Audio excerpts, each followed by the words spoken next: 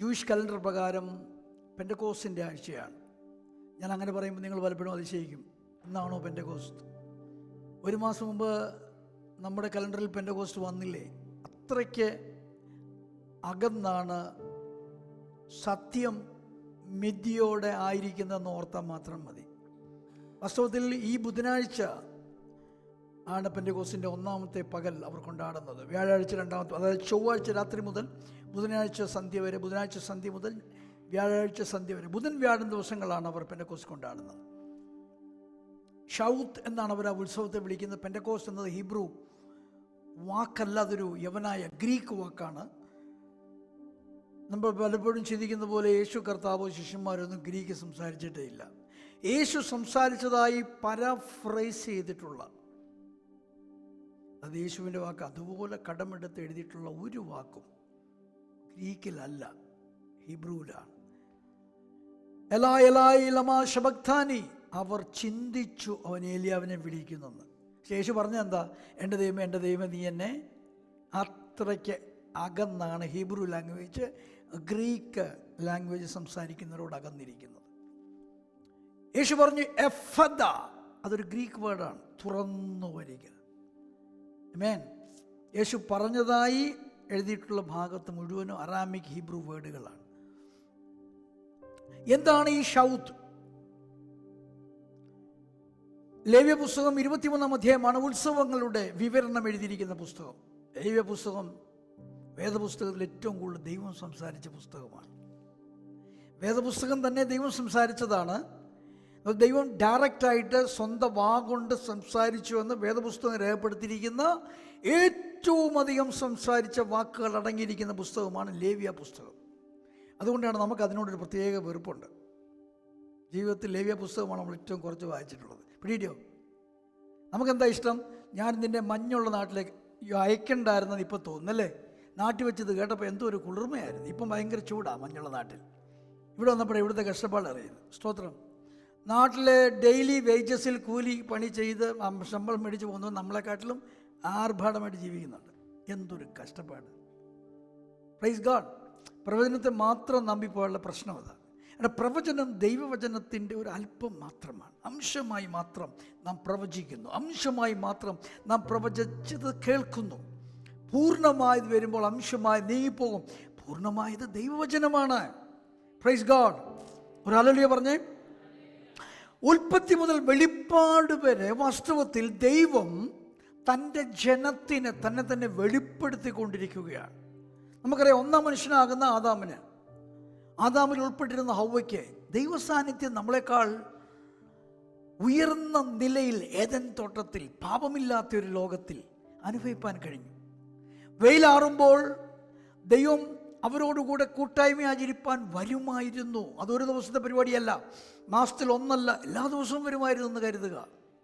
Price God. അതെന്തൊരു അനുഭവമാണ്. On the cool of the day, at the cool of the day ദൈവമായിട്ടൊരു സമ്മേളനം. Praise God. എന്നാൽ ആദാമിൻ്റെ അനുസരണക്കേട്, കഴിഞ്ഞ ദിവസം ഒരു യുക്തിവാദ പ്രസംഗം കേട്ടപ്പോൾ ആപ്പിള് തിന്നേന് ദൈവം മാനവരാശിയെ കൊന്നുകളഞ്ഞെന്ന് പറഞ്ഞു. എന്തിനാ? ആപ്പിള്. അങ്ങനെയാണെങ്കിൽ ഒരു കുഞ്ഞു ബോംബുണ്ടാക്കാൻ ശ്രമിച്ചാൽ എത്ര പേര് ജയിലിൽ കിടക്കുക അല്ലേ? ഒരു കൊച്ചു പടക്കം വെച്ച് പാർലമെൻറ്റ് ഒന്ന് പൊട്ടിക്കാൻ നോക്കിയതാ, പൊട്ടുമോ ഇല്ലെന്ന് നോക്കിയതാ, ചുമ്മാതെ. എത്ര പേര് തൂക്കിലറയ്ക്കപ്പെട്ടു അല്ലേ? പാപത്തെ എന്താണ് പറയുന്നത്, ഈസി വൽക്കരിക്കാൻ എന്ത് രസമാണ്. പാപം എന്ന വാക്കുപോലും ഇപ്പോൾ ഉപയോഗിക്കത്തില്ല. Wrong things, mess. Oh, glory. സ്തോത്രം, സ്തോത്രം, സ്തോത്രം. ഇവൻ്റെയൊക്കെ പെണ്ണുമ്പോൾ നാളെ അയൽവക്കത്തെ പുരുഷനെ കണ്ട് ഇവൻ എൻ്റെ ഭർത്താവ് എന്ന് പറയുമ്പോഴേ മനസ്സിലാകത്തുള്ളൂ എന്തോ ഈ പാപത്തിൻ്റെ ആഴം. ഗ്ലോറി. നമ്മളെക്കാൾ സുന്ദരന്മാരില്ലായിട്ടാണോ നമ്മുടെ ഭാര്യ നമ്മളോട് നിൽക്കുന്നത്? അതൊരു ഉടമ്പടി കൊണ്ടാണ്. തിരിച്ചു പറയാം, എന്നാലേ മനസ്സിലാകത്തുള്ളൂ. നമ്മുടെ ഭാര്യയേക്കാൾ സുന്ദരിമാർ ഈ ലോകത്തില്ലായിട്ടാണോ നമ്മുടെ ഭാര്യയുമായിട്ട് നമ്മൾ ചേർന്നിരിക്കുന്നത്? അതൊരു ഉടമ്പടി ബന്ധമാണ്. സ്തോത്രം, സ്തോത്രം. മൂക്ക് നീണ്ടതും നാക്ക് നീണ്ടതും വാ നീണ്ടതും ചെവി നീണ്ടതുമായ എത്രയോ ദേവന്മാർ ഭൂമിയിലുണ്ട്. സ്തോത്രം, സ്തോത്രം, സ്തോത്രം, സ്തോത്രം. എന്നാൽ അതുപോലെയാണോ നമ്മുടെ കർത്താവ്? നമ്മുടെ കർത്താവ് നമ്മളുമായി ഉടമ്പടി ബന്ധത്തിലാണ്. സോൾ ടൈ ആണ്, രക്ത ഉടമ്പടിയാണ്. അതുകൊണ്ട് അവനെ നമ്മൾ സുന്ദരനെ,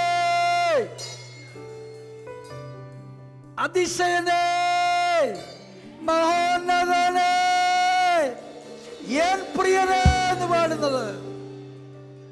സുന്ദരൻ പാടിയ സ്വർഗത്തിൽ പോലും ദേവന്മാരുടെ മധ്യ പോലും യേശുവേ കിട്ടൂല. എൻ പ്രിയനേ, സുന്ദരനേ, അതിശയനേ, മഹോന്നതനേ, എൻ പ്രിയനേ,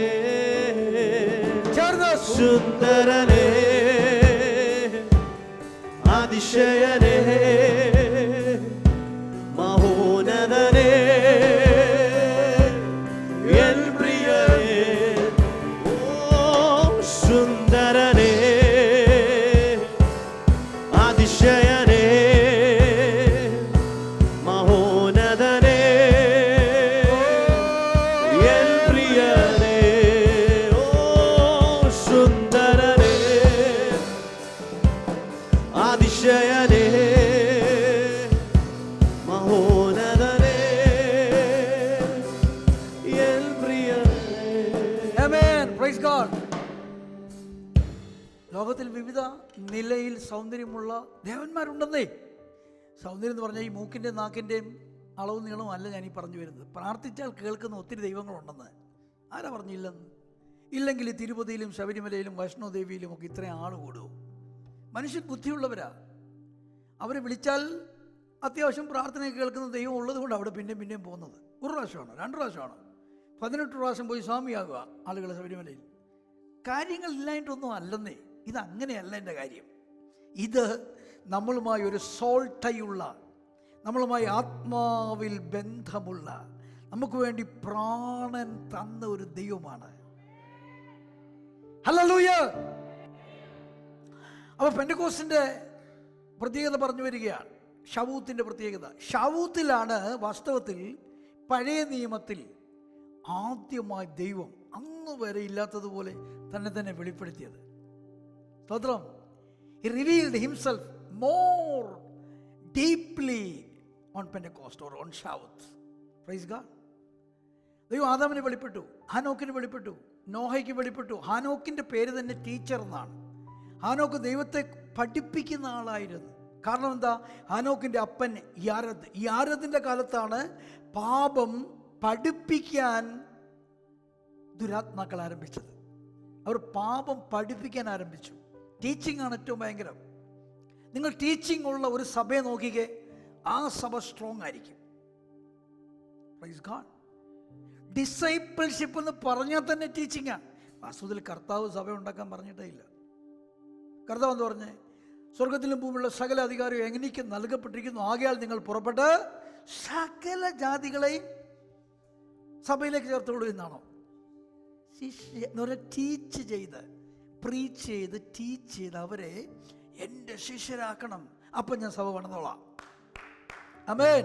സഭ ദൈവത്തിൻ്റെതും സഭ പണിയുന്ന ദൈവത്തിൻ്റെ പരിപാടിയുമാണ്. ഒരു ഹല്ലേലൂയ പറഞ്ഞേ. നിങ്ങൾ ടീച്ചിങ്ങിന് തയ്യാറാകുമ്പോൾ, നിങ്ങൾ ടീച്ച് ചെയ്തത്, കേട്ടത്, ലിസൺ ചെയ്തത്, പഠിച്ചത് പഠിപ്പിക്കാൻ തയ്യാറാകുമ്പോൾ സഭ വർദ്ധിച്ചു വരികയാണ്. ഹല്ലേലൂയ. വിശ്വസിപ്പാൻ കഴിയാത്തതുപോലെ, അത്ഭുതകരമായ വാർത്ത പോലെ ആണ് ഇന്ത്യൻ സഭകൾ വളരുന്നത്. നമ്മൾ കേട്ടത് മുഴുവനും അവിടെ പാസ്റ്ററെ കൊന്നു, പാസ്റ്ററിൻ്റെ ഭാര്യയെ റേപ്പ് ചെയ്തു, പാസ്റ്ററിൻ്റെ മോളെ നഗ്നയാക്കി നടത്തി, ഇതേ നമ്മൾ കേട്ടുള്ളൂ. സഭ വളരുന്നത് കേട്ടില്ല. കണ്ടോ? ഒരു ആമീൻ പോലും ഇല്ല.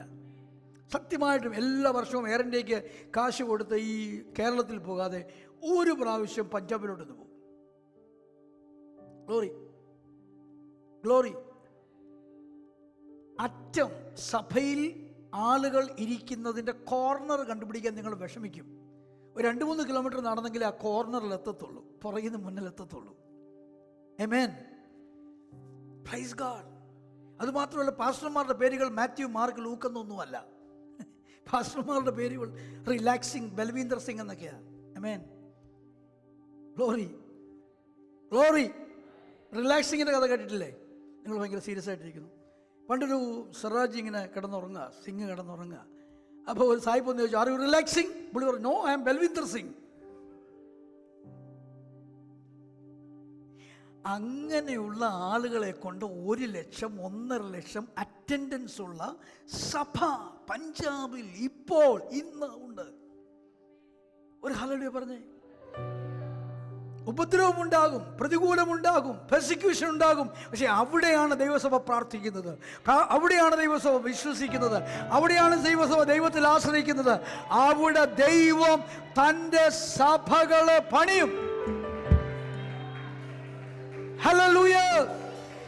ഒരു ഹല്ലേലൂയ പറഞ്ഞേ.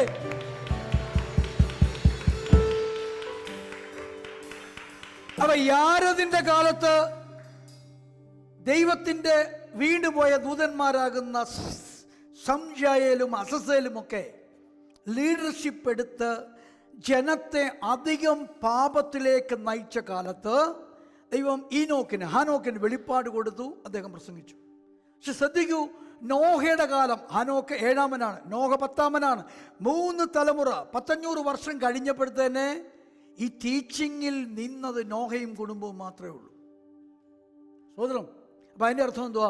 എല്ലാ തലമുറയിലും ടീച്ചിങ് ആവശ്യമാണ്. കാരണം എല്ലാ തലമുറയിലും പാപമുണ്ട്. ഹാനോക്ക് പഠിപ്പിച്ചതുപോലെ ഹാനോക്കിൻ്റെ മകനാകുന്ന മെഥൂശലേഖ് അത് പഠിപ്പിച്ചിരുന്നെങ്കിൽ, മെഥൂശലേഖ് പഠിപ്പിച്ചതുപോലെ ലാമാക്ക് അത് പഠിപ്പിച്ചിരുന്നെങ്കിൽ, ലാമാക്ക് പഠിപ്പിച്ചതുപോലെ നോഹ അത് പഠിപ്പിച്ചിരുന്നെങ്കിൽ കുറച്ചുപേരുടെ കയറിയനുമായിരുന്നു. Praise God. നിങ്ങൾ ഇവിടെ കേൾക്കുന്നത് കേട്ടിട്ട് മൗനമായിരിക്കരുത്. നിങ്ങളുടെ മക്കളെ അത് പഠിപ്പിക്കണം. നിങ്ങളുടെ ഭാര്യ, നിങ്ങളുടെ ഭർത്താവ്, നിങ്ങളുടെ അപ്പനെ, അമ്മയെ, നിങ്ങളുടെ സഹോദരങ്ങളെ, നിങ്ങളുടെ കുടുംബാംഗങ്ങളെ അത് പഠിപ്പിക്കണം. Praise God. ഒരു നല്ല ഹല്ലേലൂയ പറഞ്ഞേ. നോഹയുടെ കാലം കഴിഞ്ഞപ്പോൾ കർത്താവ് പൊതുവായി ഇടപെടുന്നത് നിർത്തിയിട്ട് ഒരു മനുഷ്യനെ തിരഞ്ഞെടുത്തു. നോഹ വരെ പൊതുവായി എല്ലാവരോടും സംസാരിക്കാൻ. പക്ഷെ ജനം കേട്ടില്ല. കർത്താവ് എന്ത് ചെയ്തു? ഒരുത്തിനെ തിരഞ്ഞെടുത്തു. എന്തിനാ? ഒരു കുടുംബം ഉണ്ടാക്കാൻ. അതെന്തിനാ? ഒരു ദേശമുണ്ടാക്കാൻ. സ്തോത്രം. നമ്മുടെ മരിച്ചുപോയ പ്രസിഡന്റ് അബ്ദുൽ കലാം ആസാദ്, ഡോക്ടർ, അദ്ദേഹം പറയും, ഏതോ ഒരു പഴയ തമിഴ് കവിയുടെ ഒരു കൊട്ടേഷൻ എടുത്താൽ പറയുന്നത്, നല്ല വ്യക്തികളെ കൊണ്ട് നല്ല കുടുംബങ്ങളുണ്ടാകും, നല്ല കുടുംബങ്ങളെ കൊണ്ട് നല്ല രാജ്യമുണ്ടാകും. മേൻ, നല്ല വ്യക്തികളെ കൊണ്ട് നല്ല കുടുംബം ഉണ്ടാവും, നല്ല കുടുംബങ്ങളെ കൊണ്ട് ദൈവരാജ്യമുണ്ടാകും. ഹല്ലേലൂയ, ഹല്ലേലൂയ, ഗ്ലോറി. അഹശ്വേരോശ് ഒരു ജാതീയ മനുഷ്യനാണ്, ജാതീയ രാജാവാണ്, എസ്തറിന്റെ പുസ്തകത്തിലെ രാജാവ്. പക്ഷെ അഹശ്വേരോശ് വിരുന്ന് കഴിച്ചു. ആ വിരുന്നൊന്നും ദൈവികമാണെന്ന് ഞാൻ വിശ്വസിക്കുന്നില്ല. ആ വിരുന്നിൻ്റെ അവസാനം 6 മാസത്തെ വിരുന്നായിരുന്നു. 150 ദിവസത്തെ വിരുന്ന്, 180 ദിവസത്തെ വിരുന്ന്, 150 ദിവസം, സോറി. അപ്പോൾ ആ വിരുന്നിൻ്റെ അവസാനം തൻ്റെ ഭാര്യയാകുന്ന മനോഹരിയായ സുന്ദരിയായ വസ്തിയും ഒരു 7 ദിവസത്തെ വീഞ്ഞു കൊടുത്തു. ലേഡീസ് മീറ്റിംഗ്, എനിക്കൊന്ന് അങ്ങനെയൊക്കെ ലേഡീസ് മീറ്റിംഗ് ഒക്കെ ഉണ്ടായിരുന്നു, എനിക്ക് തോന്നുന്നു. കുഴപ്പമൊന്നുമില്ല.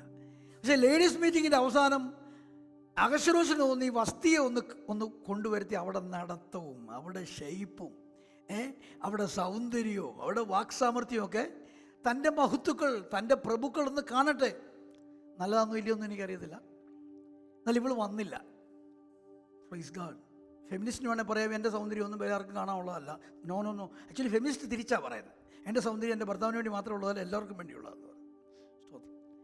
എന്തായാലും കൊള്ളാം. വസ്തിയുടെ ആ റിബല്ലിയസ് ആറ്റിറ്റ്യൂഡ് അഹശ്വേരോശിന് ഇഷ്ടപ്പെട്ടില്ല. പുള്ളിക്ക് ദുഃഖം വന്നു, കോപം വന്നു, പല പല ഇമോഷൻസ് വന്നു. ഒരു കാര്യം ഓർത്തു, ലോകം മുഴുവനും ഞങ്ങൾക്കെതിരായാലും ഞങ്ങൾക്ക് ഒരു പ്രശ്നമില്ല, പക്ഷെ ഭാര്യയുടെ മുഖം ചിരിക്കാതിരിക്കുവാണെങ്കിൽ വലിയ പ്രശ്നം ഉണ്ടാവും. തിരിച്ചു അങ്ങനെയാണെന്ന് എൻ്റെ വിശ്വാസം. ആമേൻ. അത് സോൾട്ടൈ ആയതുകൊണ്ടാണ്. Praise God, praise God. അപ്പോൾ വസ്തിയുടെ വിഷയത്തിൽ ഒരാലോചന വേണം. അദ്ദേഹത്തിന് 7 ഷണ്ണന്മാരുണ്ട്. ഷണ്ണന്മാരെന്ന് പറഞ്ഞാൽ നമ്മൾ ചിന്തിക്കുന്ന പോലെ ഹിജടകളല്ല. അവർ ഉയർന്ന ഒഫീഷ്യൽ പരിപാടിക്ക് വേണ്ടി വിവാഹം കഴിക്കാതിരിക്കുന്ന ആളുകളാണ്. അപ്പോൾ അവർ പറഞ്ഞു, വസ്തി ഇതിങ്ങനെ ചെയ്തത് എന്തായാലും പ്രഭുക്കൾ അറിയും, അങ്ങനെ ദേശത്തിലെല്ലായിടും അറിയും. അപ്പോൾ വസ്തു ഇത് ചെയ്തെങ്കിൽ ഞങ്ങളുടെ ഭാര്യമാർ പിന്നെയും അങ്ങനെ ചെയ്യാൻ സാധ്യതയുണ്ട്. അതങ്ങ് താഴേക്കട വരെ, state, district, taluk, village, panchayat, അയൽക്കൂട്ടം വരെ പോകും. പിന്നെ ഭാര്യമാർ, അതായത് ചെയിൻ ഓഫ് കമാൻഡ്സ് തെറ്റും. അതുകൊണ്ട് വസ്തിക്ക് ശിക്ഷ കൊടുത്തേ പറ്റുമെന്ന് പറഞ്ഞു. കണ്ടോ, ഒരു നിയമം നടപ്പിലാകുന്ന കണ്ടോ? ഇതാണ് ടീച്ചിങ്ങിൻ്റെ ഗുണം. നിങ്ങൾക്കൊന്നും മനസ്സിലായില്ല. ഹയർ അതോറിറ്റിയിൽ ഒരു പിഴവ് പറ്റിയാൽ അത് താഴേക്കിടയിലേക്ക് വ്യാപരിക്കും. അഭിഷേകം മാത്രമല്ല വ്യാപരിക്കുന്നത്. അപ്പോൾ ടീച്ചിങ്ങിൽ എന്താ സംഭവിക്കുന്നത്? സകല മേൽഘടകവും കീഴ്ഘടകവും ദൈവവചനത്തിൻ്റെ ക്രമത്തിനകത്ത് വരും. അതാണ് പെന്തക്കോസ്റ്റിൽ സംഭവിച്ചത്. പുതിയ നിയമത്തിലെ പെന്തക്കോസ്റ്റിൽ പരിശുദ്ധാത്മാവ് വന്നപ്പോൾ എന്താ സംഭവിച്ചത്? കർത്താവ് ഇവരെ പഠിപ്പിച്ചത് മുഴുവൻ അവർക്ക് ഓർമ്മ വന്നു, അവരനുസരിക്കാൻ തുടങ്ങി. ഇതുതന്നെയാണ് എക്സോഡസിൽ സംഭവിക്കുന്നത്. കർത്താവിനെ വിളിച്ചിറക്കിക്കൊണ്ട് വന്നതേ ഉള്ളൂ, തന്നെ തന്നെ വെളിപ്പെടുത്താൻ തുടങ്ങി. ഇതാണ് ഞാൻ, ഇതാണ് എൻ്റെ ഇഷ്ടം, ഇതാണ് എൻ്റെ അനിഷ്ടം, ഇതാണ് നിങ്ങൾ ഇങ്ങനെയാകണം ഞാൻ ആഗ്രഹിക്കുന്നത്. അതേ ഉള്ളൂ ഈ കൽപ്പന. ഒരു ഹല്ലേലൂയ പറഞ്ഞേ. വിവാഹ ബന്ധത്തിൽ ഒന്നും എഴുതി കൊടുക്കാറില്ല. നമ്മൾ സ്നേഹത്തിൽ അറിഞ്ഞങ്ങ് പ്രവർത്തിക്കുകയാണ്. സ്തോത്രം, ഗ്ലോറി, ഹല്ലേലൂയ. ഒരിക്കൽ പോലും ജീവിതത്തിൽ മുണ്ട് ഉടുത്തിട്ടില്ലാത്ത, അതായത് പാൻസോ അങ്ങനെയുള്ള കാര്യങ്ങളൊക്കെ ഇടുന്ന ഒരാൾ പെട്ടെന്ന് വിവാഹം കഴിച്ചപ്പോൾ മുണ്ടിട്ടെങ്കിൽ ഓർത്തോണം അയാളുടെ ഭാര്യയ്ക്ക് അതാ ഇഷ്ടം. സ്തോത്രം. ജീവിതത്തിൽ സാരി ഉടുക്കാത്ത ഒരു പെൺകുട്ടി വിവാഹം കഴിഞ്ഞ് സാരി ഉടുക്കാൻ തുടങ്ങിയെങ്കിൽ ഓർത്തോണം റെഗുലർ ആണെങ്കിൽ അവളുടെ ഭർത്താവിനതാ ഇഷ്ടം. ഇതാരും ആരോടും പറഞ്ഞു ഒന്നുമല്ല, അറിഞ്ഞങ്ങ് ചെയ്യുക, അല്ലേ? ഓ, നിങ്ങൾ മിണ്ടായിരിക്കുന്നു. ഇതാണ് ഈ സീനായ് മലയിൽ സംഭവിച്ചത്. ഇവർ ഇറങ്ങി വന്നേ ഉള്ളൂ, കർത്താവിനെ ഇറക്കി കൊണ്ടുവന്നേ ഉള്ളൂ. ഈ പുള്ളി ആരാന്ന് അവർക്കൊരു പിടിയില്ല. സ്തോത്രം. മോശ തന്നെ പുറപ്പാട് 3 ചോദിക്കുന്നുണ്ട്, നീ ആരാന്ന് ഞാൻ അവരോട് എന്തുവാ പറയണ്ടേ? സ്തോത്രം, അല്ലേ? നീ എന്നെ അയക്കുന്നു, എനിക്ക് പോകാൻ താല്പര്യമൊന്നുമില്ല, ഇനി അഥവാ ഞാനങ്ങ് പോയെന്നിരിക്കട്ടെ, അൺഫോർച്ചുനേറ്റ്ലി വേഴ്സ്റ്റ് കേസ് സിനാരിയോ, ഞാനങ്ങ് പോയാൽ എന്താ പറയണ്ടേ? ആരയച്ചെന്നാ പറയണ്ടേ? അതിൻ്റെ അർത്ഥം ഈ ദൈവം എന്നുള്ള സങ്കല്പമല്ലാതെ, ദൈവബോധമല്ലാതെ ദൈവത്തിൻ്റെ സ്വഭാവമോ കഴിവുകളോ പേരോ ഇതൊന്നും അവർക്ക് അറിയത്തില്ല. സ്തോത്രം. നമുക്ക് അബ്രഹാമിലേക്ക് വരാം. അപ്പം നോഹയുടെ കാലം കഴിഞ്ഞപ്പോൾ കർത്താവ് പൊതുവായത് ഒഴിവാക്കി വ്യക്തികളോട് ഇടപെടാൻ തുടങ്ങി. അബ്രഹാം മുഖാന്തരം ഇസ്ഹാക്ക് മുഖാന്തരം യാക്കോബ് വന്നപ്പോൾ ഗോത്രപിതാവ്, ഒരു ചെറിയ ഒരു രാജ്യത്തിൻ്റെ ലക്ഷണം. പക്ഷെ പുറപ്പാടായപ്പോൾ അവർ രാജ്യമാകത്ത കോണം പരന്നു പെരുകി. അവരെ തിരികെ വിളിച്ച് അവർക്ക് ദൈവമായി കർത്താവ് ഇരിക്കുകയാണ്. ആമേൻ. അത് ആദാമിൽ ആഗ്രഹിച്ച് തന്നെയാണ് നടക്കുന്നത്. മനുഷ്യൻ തെറ്റിപ്പോയത് കൊണ്ട് കർത്താവ് രണ്ടാമതും തുടങ്ങുന്നേ ഉള്ളൂ. എന്നാൽ ഈ പുതിയ നിയമത്തിലെ പെന്തക്കോസ്തിൽ എന്താ സംഭവിച്ചത്? നമ്മൾ യിരെമ്യാവിൻ്റെ പുസ്തകത്തിലേക്കും എസെക്കിയേലിൻ്റെ പുസ്തകത്തിലേക്കും വരുമ്പോൾ അവിടെ ഈ പുതിയ നിയമത്തിലെ വ്യത്യാസം എഴുതിയിട്ടുണ്ട്. അത് നമുക്കൊന്ന് നോക്കാം. എസെക്കിയേലിൽ 30 നോക്കണമല്ലോ.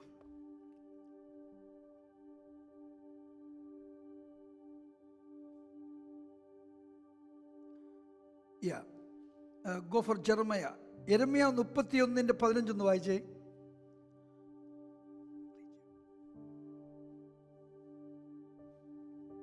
യെരമ്യ 31:15.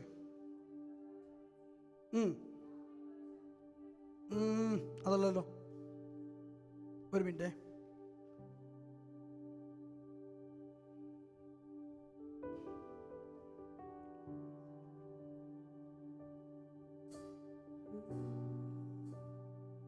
യെരമ്യാവ് 3:15 വായിച്ചേ.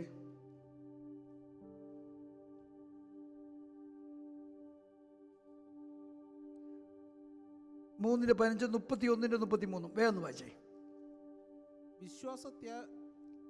ത്യാഗിനിയായ ഇസ്രായേൽ വിശ്വാസപാതകിയായ യഹൂദയേക്കാൾ നീതിയുള്ളവളെന്നും. ഇതിപ്പോ വായിക്കുന്ന ഏതാ? 3:15. 3:15.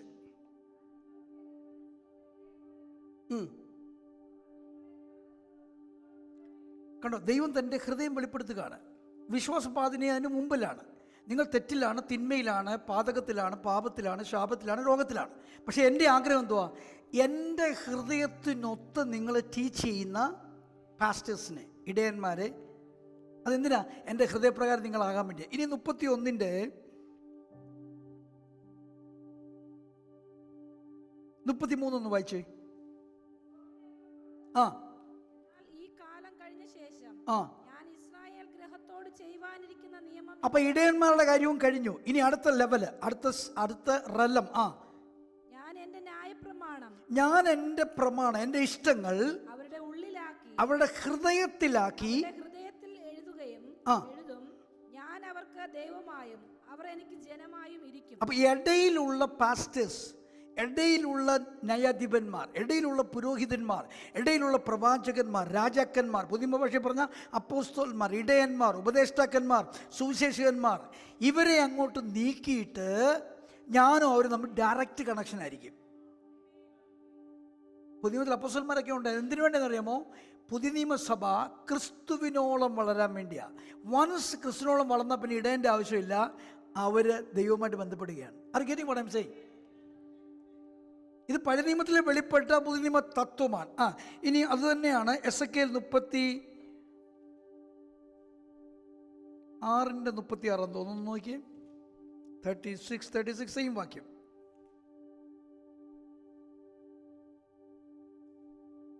ഞാൻ അവർക്ക് ഒരു പുതിയ ഹൃദയം കൊടുക്കും. ഞാൻ നിങ്ങളുടെ മേൽ നിർമ്മല ജലം തളിക്കും.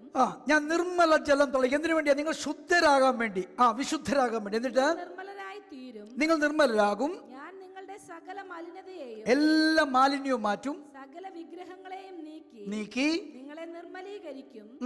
ഞാൻ നിങ്ങൾക്ക് പുതിയൊരു ഹൃദയം തരും. കണ്ടോ, ഇത് പഴയ നിയമത്തിലെ വെളിപ്പെട്ട പുതിയ നിയമ വെളിപ്പാടാണ്. ഞാൻ നിങ്ങൾക്ക് പുതിയൊരു ഹൃദയം തരും. ഇതാണ് ദൈവത്തിന്റെ അൾട്ടിമേറ്റം. ഇത് പക്ഷേ സീനായി മലയിൽ വെളിപ്പെട്ടു. ഞാൻ ആരാണെന്ന് ദൈവം വെളിപ്പെടുത്തുക, താൻ ആരാണെന്ന് വെളിപ്പെടുത്തുക. എൻ്റെ ഇഷ്ടങ്ങൾ ഇതാണ്, എൻ്റെ അനിഷ്ടങ്ങൾ ഇതാണ്, നിങ്ങൾ ഇന്നതുപോലെ നടക്കണമെന്ന് ഞാൻ ആഗ്രഹിക്കും. ഇതാണ് കർത്താവ് വെളിപ്പെടുത്തിയത്. ഇതന്നെ ഹാനോക്ക് പ്രസംഗിച്ചത്. Praise God. ഇതന്നെ അബ്രഹാമിൻ്റെ തലമുറയെ പഠിപ്പിച്ചതെന്ന് 18-ാം അധ്യായത്തിൽ എഴുതിയിട്ടുണ്ട്. ദൈവത്തിൻ്റെ ന്യായങ്ങൾ, ദൈവത്തിൻ്റെ നീതികൾ, ഇതാണ് കർത്താവ് ആഗ്രഹിക്കുന്നത്. Praise God. ഇതാണ് പുതിയ നിയമത്തിൽ പെന്തക്കോസ്ത് നാളിൽ സംഭവിച്ചത്. കർത്താവ് ദൈവത്തിൻ്റെ ഗോഡ് ഹെഡിലുള്ള പാരാക്ലിറ്റോസിനെ, ടീച്ചറും സഹായകനും തുണ നിൽക്കുന്നവനുമായ പരിശുദ്ധാത്മാവിനെ അധികമായി ഭീരുത്വത്തിലിരുന്ന, ഭയപ്പെട്ടിരുന്ന, നിരാശപ്പെട്ടിരുന്ന, സംശയിച്ചിരുന്ന, ബലഹീനരായിരുന്ന, പഠിപ്പില്ലാത്ത അപ്പോസ്തലന്മാരുടെ മേൽ പകർന്നു. അവരത് അവരുടെ ശിഷ്യന്മാരെ പഠിപ്പിച്ചു. തിമോത്തിയോസ് എവിടുന്നാ പഠിച്ചത്? പൗലോസ് എവിടുന്നാ പഠിച്ചത്? അപ്പോസ്തലന്മാരും തന്നെയാണ്. ഡയറക്റ്റ് വെളിപ്പാടൊക്കെ ഉണ്ടായി, ഡയറക്റ്റ് യേശുവിൽ നിന്ന് അവരെല്ലാം പഠിക്കുന്നെങ്കിലും അതിനിടയിൽ ഒരു മീഡിയേറ്റർ ഉണ്ടായിരുന്നു. പക്ഷേ തിമോത്തിയോസ് പൗലോസിനെ പോലെയോ അതിൽ ശക്തനോ ആയ ദൈവപുരുഷനായി മാറി. നിങ്ങൾ ഈ ചിലർക്ക് പൗലോസിനുള്ള ഇഷ്ടം കൂടുതൽ കാരണം പൗലോസാണ് യേശുവിനേക്കാളും വലിയവനും തോന്നുന്ന പ്രസംഗങ്ങൾ കേട്ടിട്ടുണ്ട്. അങ്ങനെ ചിന്തിക്കരുത് കേട്ടോ. ഹലോ, ഏറ്റവും കൂടുതൽ സഞ്ചരിച്ച ആരാ നമ്മുടെ ഭാഷയിൽ? പൗലോസൊന്നുമല്ല. പൗലോസ് പോയതിൻ്റെ 4 ഇരട്ടി തോമസ് പോയി. തോമസ് ഇന്ത്യ വന്നില്ലേ? പൗലോസ് പോയതെല്ലാം നടന്നു പോകാവുന്ന ദൂരമേ ഉള്ളായിരുന്നു വാസ്തവത്തിൽ. എന്ന് പറഞ്ഞാൽ ലാൻഡ് ടു ലാൻഡാ പോയത്. തോമസ് കപ്പൽ കയറി യേശുവിൻ്റെ യാത്രയോടും വരെയായിരുന്നു. യേശു ബോട്ട് വരെ കയറിയിട്ടുള്ളൂ. യേശു കയറിയ ബോട്ടിൽ ഒരു 30 പേർക്കുള്ളിൽ കയറത്തില്ല. പൗലോസ് കയറിയ കപ്പലിലോ ഒരു 300 പേരെങ്കിലും കയറും. ഹലോ, അപ്പോൾ യേശുവിനേക്കാൾ കുറച്ച് ചെയ്യാനോ പത്രോസ് എന്ന അപ്പോസ്തലനേക്കാൾ കുറച്ച് ചെയ്യാനോ അല്ല, കൂടുതൽ ചെയ്യാനോ കർത്താവ് നമ്മളെ വിളിച്ചേക്കുന്നത്. നമ്മൾ ഇന്നാണ്ട് 5000 പേര് കയറുന്ന കപ്പലെ വേണേൽ പോകാനുള്ള സാധ്യതയുണ്ട് അല്ലേ? A380 ഏതാണ്ട് 600 പേര്, എനിക്കൊന്ന് 800 പേര് കയറി, ഒരു 400 പേരെങ്കിലും കയറാവുന്ന വലിയ പ്ലെയിനിൽ നമ്മൾ കയറുക. എന്തിനാ? അധികം ചെയ്യുന്ന കർത്താവിന് ഇഷ്ടം. അപ്പം ഇതെങ്ങനെയാണ് വരുന്നത്? പഠിപ്പിക്കൽ വഴിയാണ് വരുന്നത്. യേശു പത്രോസിനെ പഠിപ്പിച്ചു, പത്രോസ് അടുത്തവനെ പഠിപ്പിച്ചു, അടുത്തയാൾ അടുത്ത പഠിപ്പിച്ചു, അങ്ങനെ പഠിപ്പിച്ചു വരികയാണ്. ഈ പഠനം ആരംഭിക്കുന്ന ഒരു കാര്യമാണ് നമ്മൾ സീനായി മലയിൽ കാണുന്ന. യേശു കർത്താവ് ടീച്ചിങ് ലെസൺസ് കൊടുക്കുകയാണ്. വലിയ ആഴമേറിയൊന്നുമല്ല. എന്നെ അല്ലാതെ മറ്റൊരുത്തനെ ഇനി ആഗ്രഹിക്കരുത്. ഒരു ഭർത്തൃ ഭാര്യ നിയമപ്രകാരം പറയുക. Praise God. എൻ്റെ രൂപമോ എൻ്റെ വിഗ്രഹമോ ഇനി ഉണ്ടാക്കരുത്. 7 ദിവസം കൂടിയിരിക്കുമ്പോൾ ഒരു ദിവസം നീ എനിക്ക് വേണ്ടി കമ്മിറ്റഡായി മാറ്റണം. അവിടെ വരെ നമ്മൾ ഇംഗ്ലീഷിൽ കേട്ടത്. അടുത്ത വാക്യം എന്താ അറിയാമോ? 20:4. നിനക്ക് ദീർഘായുസ്സ് ഉണ്ടാകുവാനും. ഒന്ന് വായിച്ചേ, പുറപ്പാട് 20.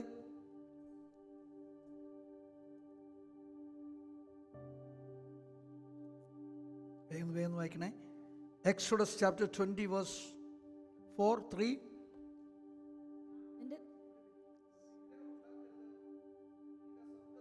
നിന്റെ ദൈവമായ യഹോവ നിനക്ക് തരുന്ന ദേശത്ത് നിനക്ക് ദീർഘായുസ് ഉണ്ടാകുവാൻ നിന്റെ അപ്പനെയും അമ്മയും ബഹുമാനിക്കുക. അപ്പം 3 കൽപ്പന ഞാൻ ഇംഗ്ലീഷ് സർവീസിൽ പറഞ്ഞു. 4-മത്തേത്, എന്തിനാ അപ്പനും അമ്മയും ബഹുമാനിക്കേണ്ടത്? വളരെ സിമ്പിളാണ്. നീ കൺസ്യൂമായത് എങ്ങനെയാണ്? അപ്പനാലും അമ്മയാലും. നീ എഴുന്നേറ്റത്, കമന്ന് കിടന്നത്, മറിഞ്ഞു വീണത്, മലന്ന് കിടന്നത്, നിന്റെ അപ്പി ആ ദിവസങ്ങൾ കോരിയത് ആരാ? നീ ഇപ്പോൾ കാണുന്നത് നിന്റെ ഈ മസിൽസിന്റെ ബലം എവിടുന്ന് വന്നതാ? അപ്പനും അമ്മയും കൂടെ നിനക്ക് നൽകിയ ആഹാരത്തിൻ്റെ. ഇതാണോ അല്ലയോ? അതാണ് ദൈവം ചെയ്യുന്നത്. അല്ലെങ്കിൽ ദൈവത്തിൻ്റെ പ്രതിരൂപമാണ് അപ്പനും അമ്മയും. ദൈവത്തിൻ്റെ ബലി, ദൈവത്തിൻ്റെ വയറ്റിൽ നിന്നാണ് ഈ കാണുന്ന മുഴുവൻ വന്നിട്ടുള്ളത്. അതുകൊണ്ട് അവനെ അബ്ബ എന്ന് വിളിക്കുന്നത്. അപ്പൻ എന്ന് പറഞ്ഞാൽ എന്താ? സോഴ്സാണ്. പെൺകുട്ടികളുടെ കരുത്ത്, ആൺകുട്ടികളുടെ കരുത്ത് അപ്പൻ. ആമേൻ. 15 വയസ്സ് വരെ അപ്പൻ്റെ കൂടെ നടക്കുന്ന ഒരു സന്തോഷമായിരുന്നു. ഇപ്പോൾ അപ്പനേക്കാൾ വലുതായപ്പോൾ അപ്പനെ വലിയ താല്പര്യമൊന്നുമില്ല. ഒരു ഗ്ലോറിയൊക്കെ പറയാം. സോദരം, നമുക്കും ഇങ്ങനെ ഒരു കൃപാവരം കിട്ടിയ പിന്നെ ദൈവത്തെ വേണ്ട. ഒരു അല്പം വിവേചനമോ വ്യാഖ്യാനമോ പ്രവചനമോ കിട്ടിയ പിന്നെ കർത്താവാൻ, അതായത് പുള്ളി ഏതാന്ന് ചോദിക്കും. സ്തോത്രം. ആ സ്വഭാവമായതുകൊണ്ട് പലപ്പോഴും നമുക്ക് കിട്ടാത്തത്, അല്ലെങ്കിൽ നമുക്ക് ജ്വലിപ്പിക്കാൻ കഴിയാത്തത്. Praise God. ദൈവമാണ് നമ്മുടെ സോഴ്സ്. ആ ദൈവത്തെ കാണാത്ത ദൈവത്തിൻ്റെ പ്രതിരൂപമാണ് അപ്പനും അമ്മയും. ഗ്ലോറി. കഴുകനെന്ന് കർത്താവ് പറയുമ്പോൾ അപ്പനാ, കോഴി എന്ന് പറയുമ്പോൾ അമ്മയാ, തള്ളക്കോഴിയുടെ സ്വഭാവം. ആമേൻ. Praise God. ഹല്ലേലൂയ. അവരെ നീ തിരിച്ചു ബഹുമാനിച്ചാൽ കുഞ്ഞെ, നീ കഴിച്ചതിൻ്റെ ആ ആരോഗ്യം ദീർഘായുസോടിരിക്കും എന്ന് പറഞ്ഞാൽ, ദൈവത്തെ നീ ബഹുമാനിച്ചാൽ, ദൈവത്തെ നീ ആരാധിച്ചാൽ, ദൈവത്തിന് നീ കൊടുത്താൽ നിനക്ക് വർദ്ധിച്ചു വരും. ഒരു നല്ല ഹല്ലേലൂയ പറഞ്ഞേ. ആദ്യത്തെ വാഗ്ദത്തത്തോടുകൂടി കൽപ്പന, 4ാം കൽപ്പന, അത് ദൈവം തന്നോടുള്ള ഇഷ്ടം ജനങ്ങൾക്ക് വർദ്ധിക്കേണ്ടതിന് ആണ് പറഞ്ഞിരിക്കുന്നത്. ദീർഘായുസ് ഉണ്ടാകാൻ വേണ്ടിയല്ല അപ്പനെ ബഹുമാനിക്കേണ്ടത്. അപ്പനെ ബഹുമാനിച്ചാൽ ദീർഘായുസ് ഉണ്ടാകും. ദീർഘായുസ്സും ആരോഗ്യം ഉണ്ടാകാൻ വേണ്ടിയല്ല അമ്മയെ ബഹുമാനിക്കുന്നത്. എന്നാൽ അമ്മയെ നീ അനുസരിച്ചാൽ ദീർഘായുസ്സും ആരോഗ്യം ഉണ്ടായിരിക്കും. ഹല്ലേലൂയ. നമ്മുടെ മാതാപിതാക്കൾക്കായി കർത്താവിനെ സ്തുതിക്കാമോ? അവരെ ഓർത്തൊന്ന് സ്തുതിക്കാമോ? ആമേൻ, ആമേൻ, ആമേൻ.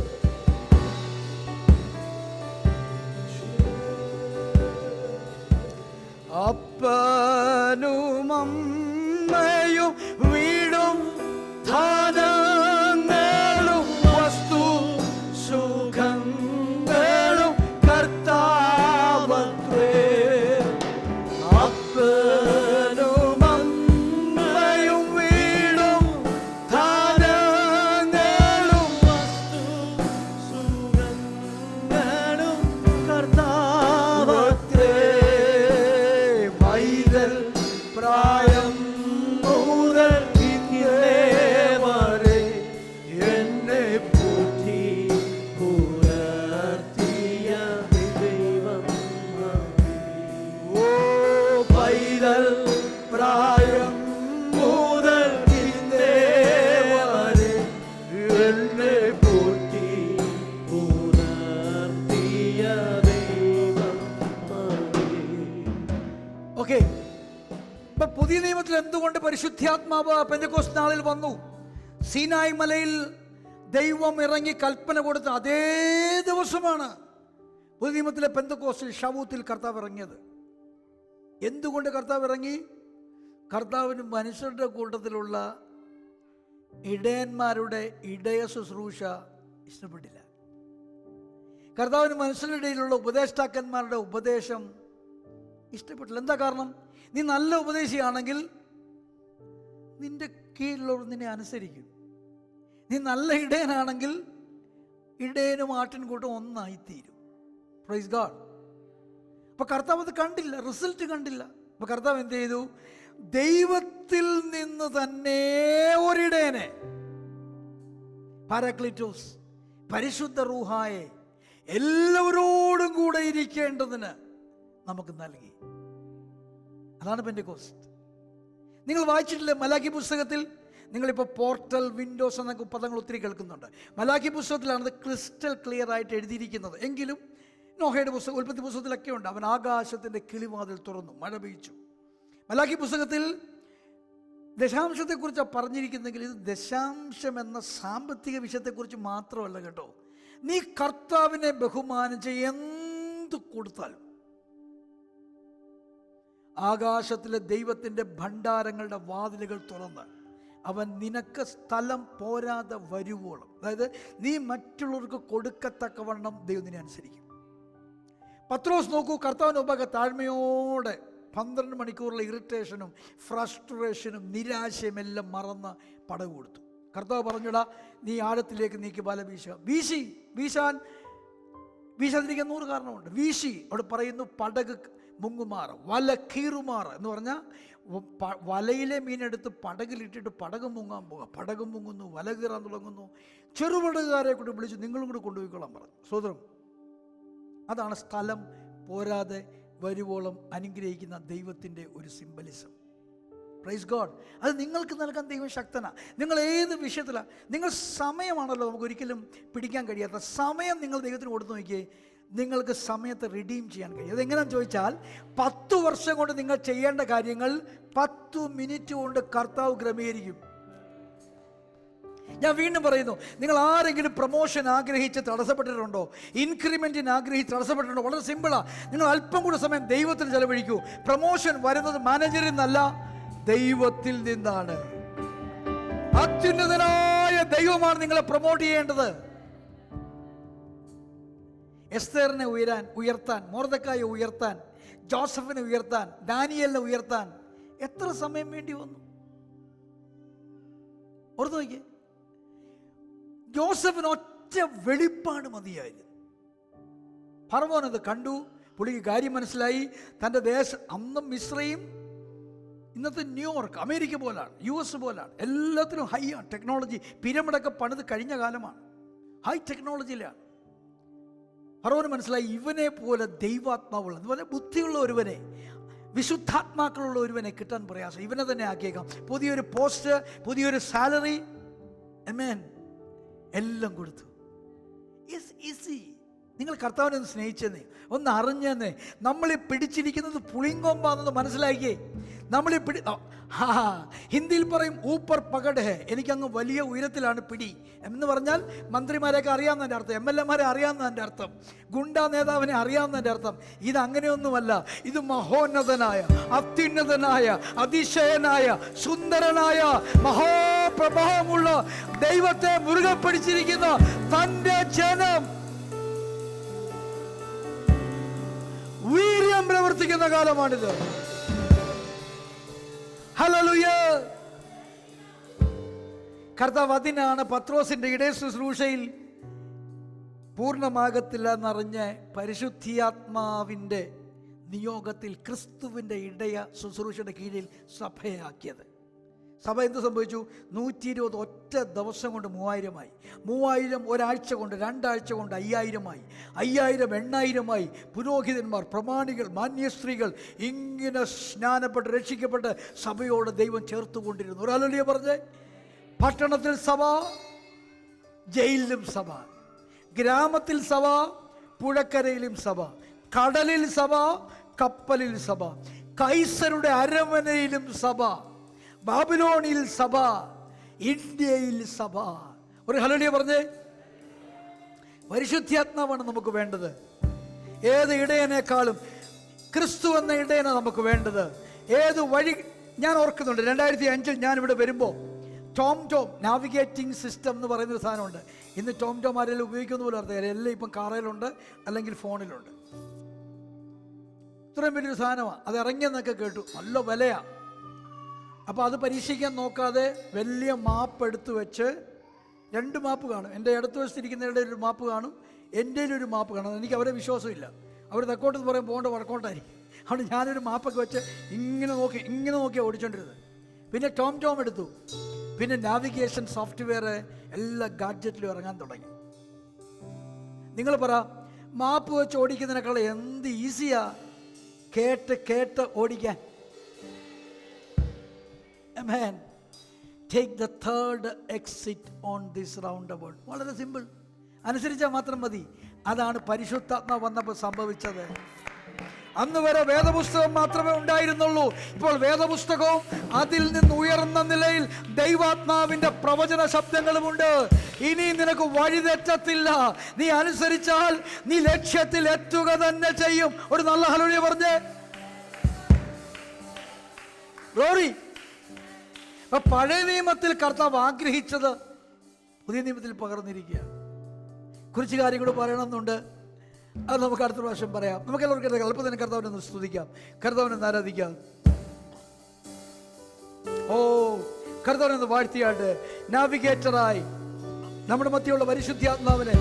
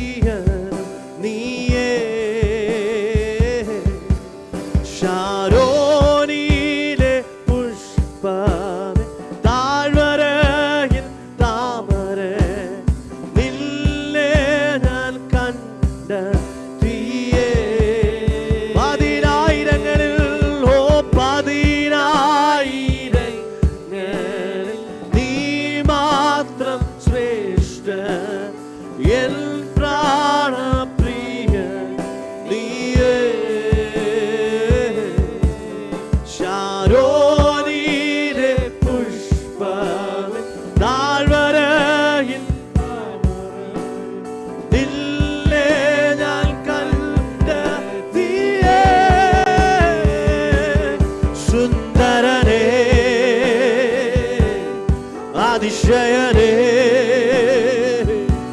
മഹോന്നതനേ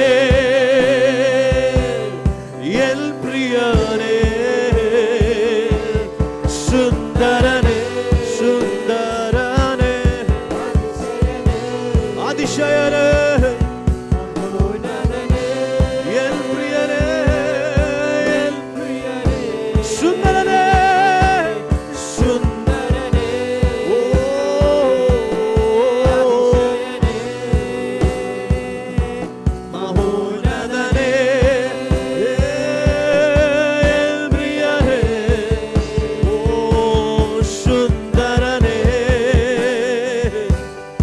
അതിശയനേ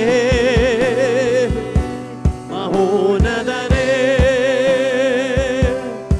എൽ പ്രിയനേ പതിനായിരങ്ങളിലോ പതിനായിരങ്ങൾ നീ മാത്രം ശ്രേഷ്ഠൻ എൻ പ്രാണ പ്രിയനും നീയേ ശാരോനിലെ പുഷ്പം താഴ്വരയിൽ താമര നിന്നെ ഞാൻ കണ്ടെത്തിയേ പതിനായിരങ്ങളിലോ പതിനായിരങ്ങളിൽ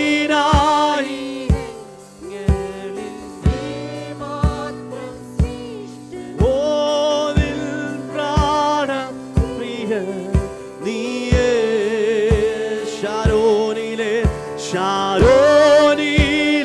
പുഷ്പം താഴ്വരയിൽ താമര നിന്നെ ഞാൻ ഓ സുന്ദരനേ അതിശയനേ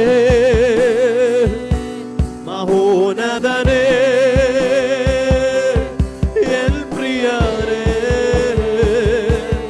സുന്ദരൻ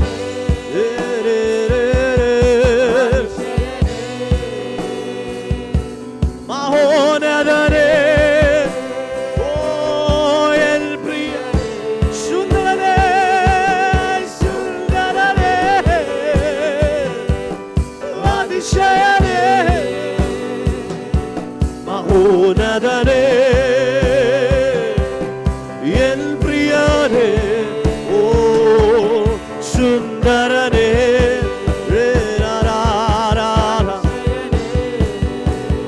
യേശുവേ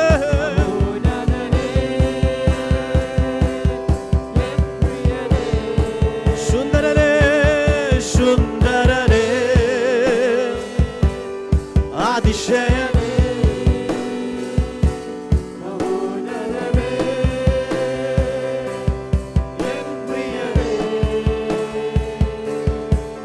സുന്ദര മനോഹര നിന്നെ പിരിഞ്ഞി ലോകയാത്ര ജാഗ്രതര ചാരന്മാരെ വാരിക്കുമോ വത്സര ഈ മണ്ണെ പ്രതി മാണിക്യം വെടിയുകില്ല ഞാൻ ഈ മണ്ണെ പ്രതി മാണിക്യം വെടിയു സുന്ദരനാ സുന്ദരനാ മനോഹര നിന്നെ പിരിഞ്ഞി ലോകയാത്ര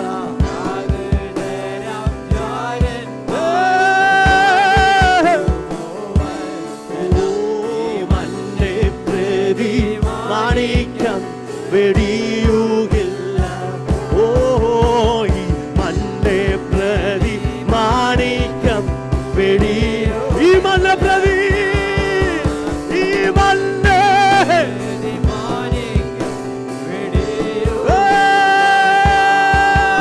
ഈ മണ്ണെ വെടിയു ഓ ഈ മണ്ണെ പ്രതി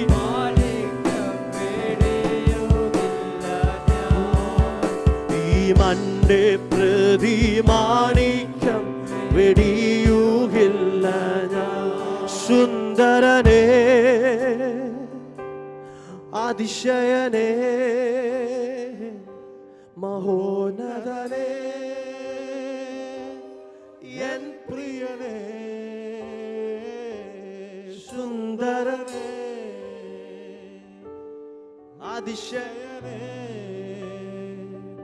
മഹോന്നതനേ ഓ എൻ പ്രിയനേ സുന്ദരനേ സുന്ദരനേ അതിശ മഹോന്നതനേ എൻ പ്രിയനേ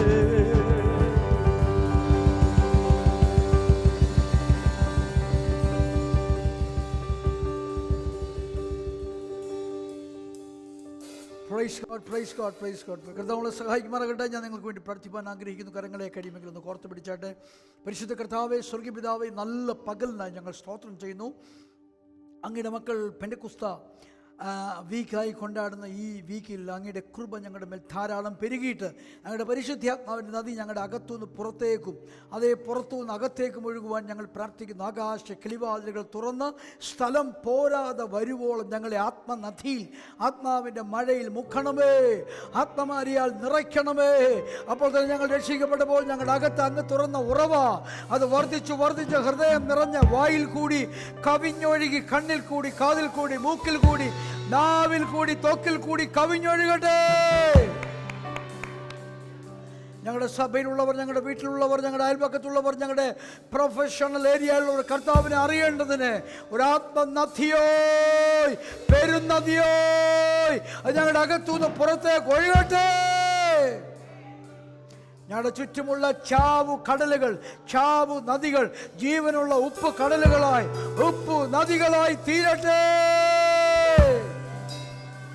ഞങ്ങളുടെ ചുറ്റുമുള്ള മരണത്തിൻ്റെ അനുഭവങ്ങൾ, ഞങ്ങളുടെ ചുറ്റുമുള്ള ചാവിൻ്റെ അനുഭവങ്ങൾ അത് ജീവനുള്ള ഉപ്പിൻ്റെ അനുഭവമായി സുഗന്ധമുള്ള രുചിയുള്ള പ്രകാശമുള്ള അനുഭവങ്ങളായി തീരട്ടെ.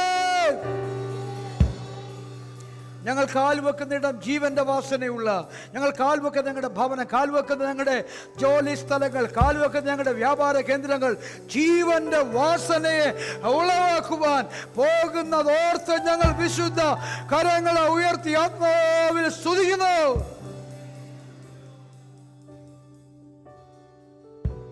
കർത്താവെ, നീരാവി പൊങ്ങിയിട്ടാണ് മഴയുണ്ടാകുന്നത്. ഞങ്ങൾ അങ്ങയ്ക്ക് വേണ്ടി അധികം നൽകാൻ ഇടയാക്കണമേ. ഞങ്ങളുടെ മനസ്സ് മുഴുവനും, ആത്മാവ് മുഴുവനും, ഞങ്ങളുടെ ശരീരം മുഴുവനും, ഞങ്ങളുടെ കായിക അധ്വാനം മുഴുവനും, ഞങ്ങളുടെ സമ്പത്ത് മുഴുവനും, ഞങ്ങളുടെ സൗന്ദര്യം മുഴുവനും, ഞങ്ങൾക്ക് അങ്ങ് തന്ന താലന്ത് മുഴുവനും, സ്കില്ല് മുഴുവനും കർത്താവേ അങ്ങയ്ക്ക് വേണ്ടി ചെലവഴിക്കുന്ന ഒരാഴ്ചയായി ഈ ആഴ്ച തീരട്ടെ. ഞങ്ങളുടെ സംഗീതം കർത്താവായിരിക്കട്ടെ, ഞങ്ങളുടെ മ്യൂസിക് കർത്താവായിരിക്കട്ടെ, ഞങ്ങളുടെ വാക്ക് കർത്താവായിരിക്കട്ടെ, ഞങ്ങളുടെ പ്രസംഗം യേശുവായിരിക്കട്ടെ, ഞങ്ങളുടെ പഠനം പഠിപ്പിക്കലും യേശുവ ആയിരിക്കട്ടെ.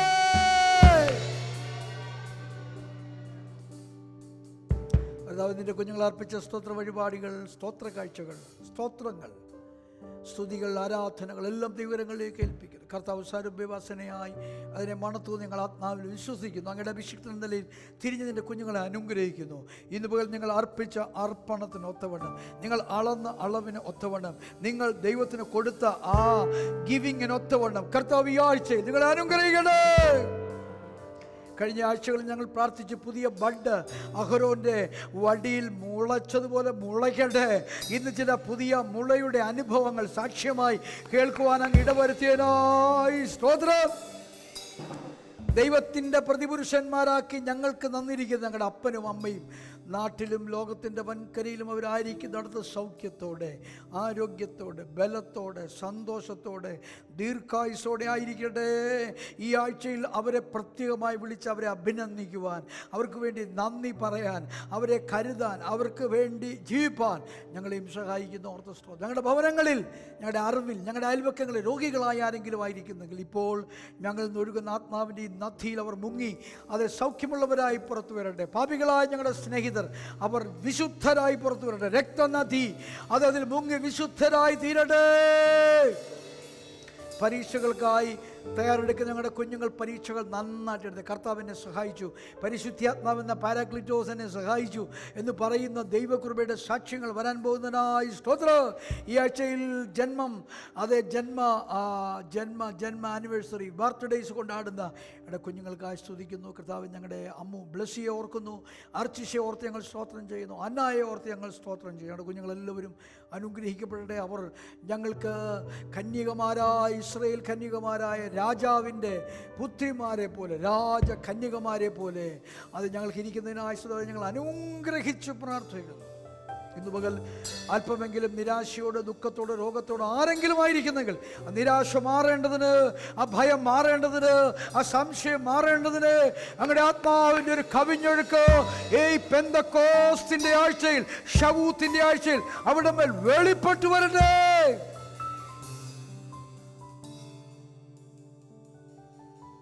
ഈ 7 ദിവസവും ശബത്തായിരിക്കട്ടെ കർത്താവ്. എൻ്റെ കുഞ്ഞുങ്ങൾ ഇന്നത്തെ സഭായോഗത്തിൻ്റെ ശുശ്രൂഷയ്ക്ക് വേണ്ടി പ്രവർത്തിച്ച എല്ലാവർക്കായും സ്തോത്രം.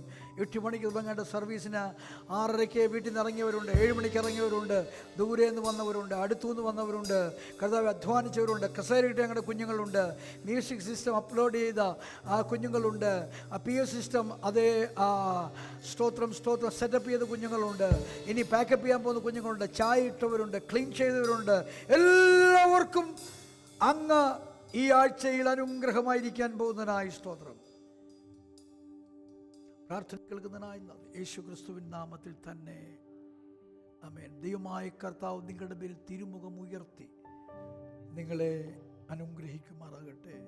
മഹാദൈവവും കർത്താവുമായ നമ്മുടെ ത്രിയേകനാം ദൈവം നിങ്ങളുടെ മേൽ തിരുമുഖം ഉയർത്തി നിങ്ങളെ നോക്കി ചിരിച്ച് നിങ്ങളെ കാക്കുമാറാകട്ടെ. മഹാദൈവവും കർത്താവും നമ്മുടെ സർവ്വ ഇടയനുമായ സർവാധികാരിയായ ത്രിയേകനാം ദൈവം തൻ്റെ തിരുമുഖം ഉയർത്തി നമ്മളെ നോക്കി ചിരിച്ച് നമ്മളോട് കൃപയുള്ളവനാകട്ടെ. നിങ്ങൾ എഫ്രൈമിനെയും മനശ്ശായെയും പോലെ അനുഗ്രഹിക്കപ്പെടട്ടെ. ഇസ്രായേൽ ഗൃഹം പണിത റാഹേലിനെ പോലെയും ലിയായെ പോലെയും നിങ്ങൾ അനുഗ്രഹിക്കപ്പെടട്ടെ. ചേർന്ന് നമുക്ക് കർത്താവിൻ്റെ ആശീർവാദത്തിനായി ഒരുങ്ങാം. നമ്മുടെ കർത്താവ് രക്ഷിതാവുമാകുന്ന ത്രിയേകനാം ദൈവത്തിൻ്റെ വലിയ സ്നേഹം, കൃപ, ദയ, കൂട്ടായ്മ നാം എല്ലാവരോടും കൂടെ എല്ലായ്പ്പോഴും ഉണ്ടായിരിക്കുമാറാകട്ടെ.